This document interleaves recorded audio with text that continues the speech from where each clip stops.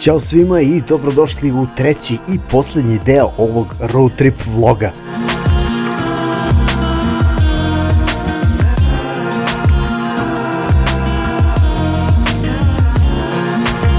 Kao što ste vidjeli na kraju prethodnog klipa, put nas je doveo ovde na ostrvo Hvar u dalmatinskom delu Plavog Jadrana.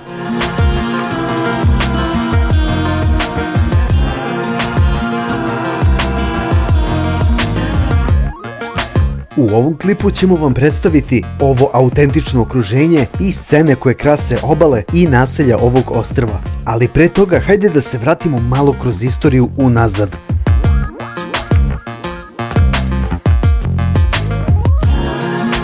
Naziv ovog ostrva je grčkog porekla i nastao je od naziva Faros, to jest svetionik. Iz tog naziva Rimljani su oblikovali ime Farija, da bi ga potom dalmatinski romani pretvorili u Fara. Konačno, u ranom srednjem veku doseljeni Sloveni menjaju naziv u Hvar.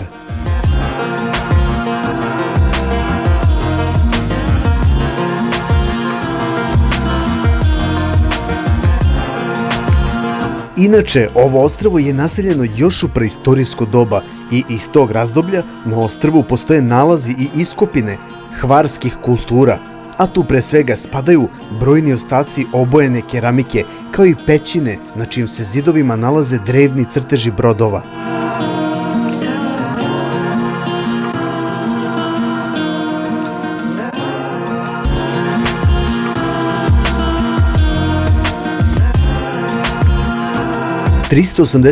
godine pre nove ere, na mestu današnjeg starog grada, na ostrvu Hvar, osnovan je Faros. 219 godina pre nove ere dolazi kraj vladavine Grka na ovim prostorima i ostrvo potpada pod vlast starog Rima. Kasnije Rimljane na vlasti zamenjuju Vizantijci. Nakon dolaska slovenskih plemena, Hvar preuzima Neretvanska kneževina, koja drži vlast naredna 3 veka. –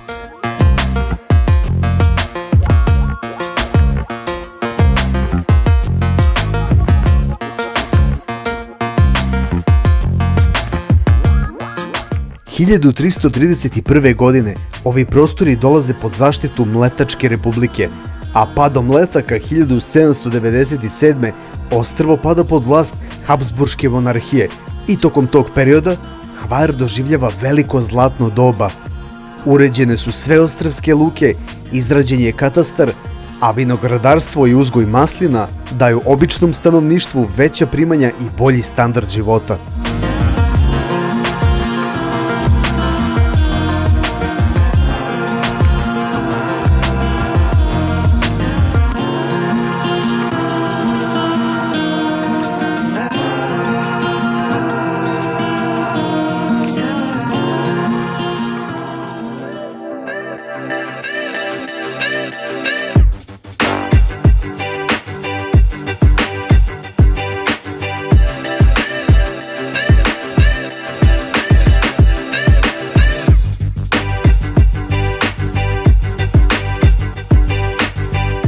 Sredozemna klima koja ovde vlada u kombinaciji sa prelepim borovim šumama koje prekrivaju veliki deo ostrva obezbeđuju prijatne temperature i svež vazduh tokom letnjih vrućina.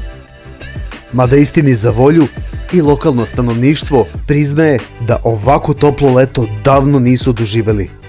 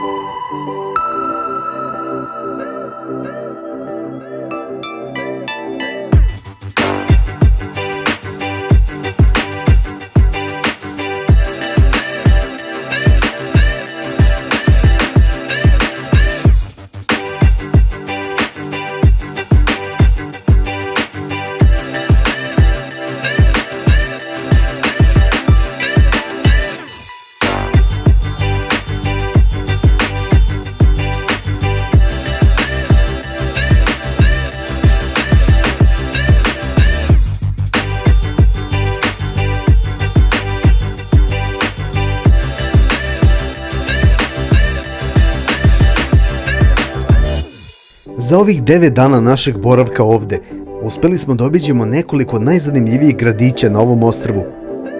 Svako mesto koje smo videli lepo je i simpatično na neki svoj način, od najmanjih seoca sa kamenim kućama u kojima se cedi maslinovo ulje i vino, pa sve do većih razvijenih opština, kao što je i sam grad Hvar, koji je postao pravo mondensko mesto koje privlači turiste, ali i poznate ličnosti iz celog sveta.